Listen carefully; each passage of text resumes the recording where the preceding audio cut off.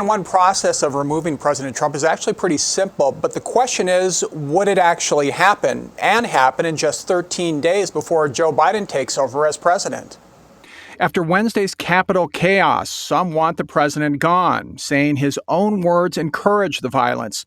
Well, some D.C. leaders have talked about invoking the 25th Amendment to remove the president, which UNLV constitutional law professor David Orntlicker says could potentially happen in a couple days. On the 25th Amendment, you would need the vice president together with the majority of the cabinet to trigger it. And all they need to do is send a letter to the Senate and the House saying that they, in their view, President Trump is unable to discharge his duties.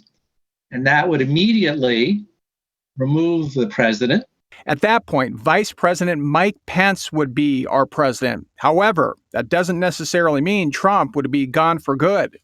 If the president writes back, sends his own letter saying that he is able, he resumes his powers. And the bizarre back and forth could continue. And then if the vice president and the majority of the cabinet send a second letter of theirs, then that immediately removes the president.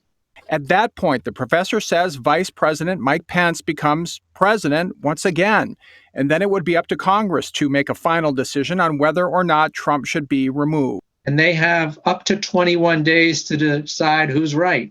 The professor says Vice President Pence would remain president until Congress decides. If Congress didn't make a decision within the next 13 days, then Vice President Pence would remain president until President-elect Joe Biden is inaugurated on January 20th.